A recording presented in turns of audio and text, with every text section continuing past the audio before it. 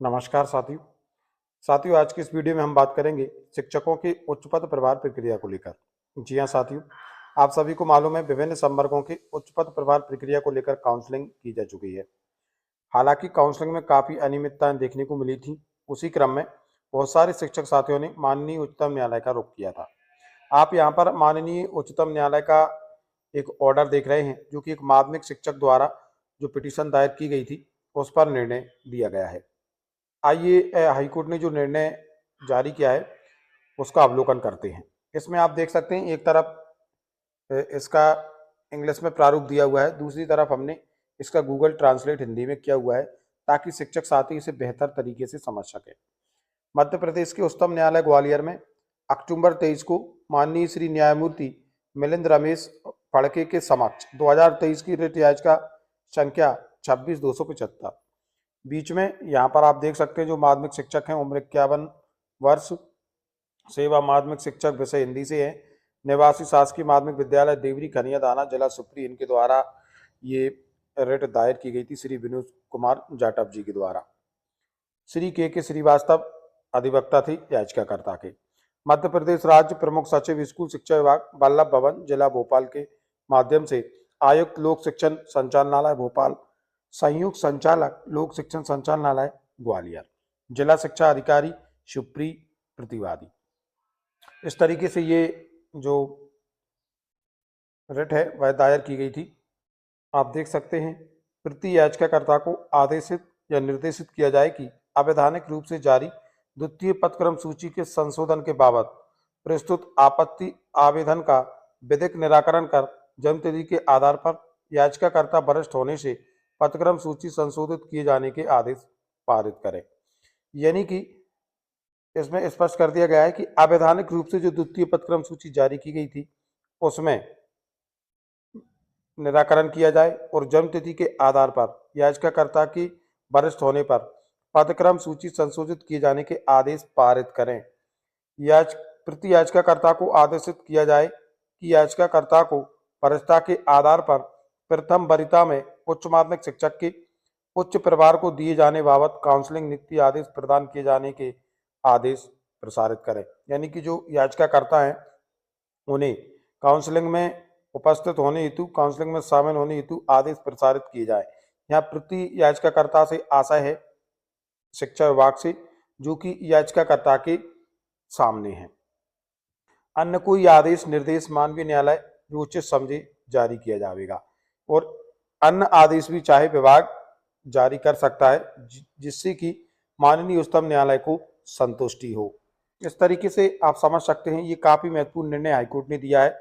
हम सभी को मालूम है काउंसलिंग में कई तरीके की विसंगतियां सामने आई थी और जिसमें जन्मतिथि के आधार पर जो शिक्षक साथी वरिष्ठ थे, सेवा में वरिष्ठ थे, उनका नाम काउंसलिंग सूची में नहीं आया था।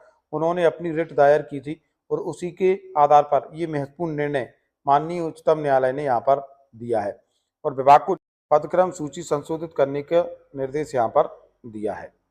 साथ ही साथ ये भी स्पष्ट कर दिया है कि वरिष्ठता के आधार पर प्रथम वरीयता में उच्च माध्यमिक शिक्षक के उच्च पद प्रभार दिए जाने वाले बाबत काउंसलिंग नियुक्ति हेतु आदेश संबंधित जो याचिकाकर्ता है उन्हें जारी किए जाए।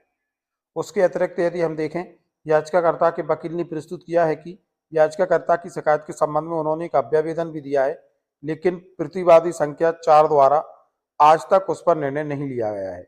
याचिकाकर्ता के वकील द्वारा एक सीमित प्रार्थना की गई है कि यदि प्रतिवादी नंबर 4 को उसके लंबित अभ्यावेदन आवेदन दिनांक 30/9/23/8/7/2022 की नीति के आलोक में समय सीमा में तय करने का निर्देश दिया जाए, तरीके में उसकी शिकायत का निवारण किया जाएगा। इसके विपरीत उत्तरदाता राज्य की ओर से उपस्थित विद्वान वकील, उनका कहना है कि यदि ऐसे निर्देश किए जाते हैं तो उन्हें कोई आपत्ति नहीं है।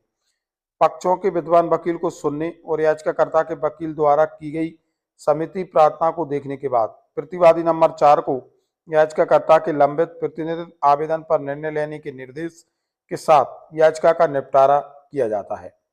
दिनांक 8/7/22 की नीति के आलोक में आज से 7 दिनों की अवधि के भीतर एक तर्कसंगत और स्पष्ट आदेश द्वारा 29 सितंबर 2023 और 30 सितंबर 2023 को आयोजित काउंसलिंग के अनुसार चयन को तब तक अंतिम रूप नहीं दिया जाएगा जब तक कि अभ्यावेदन पर निर्णय नहीं होता।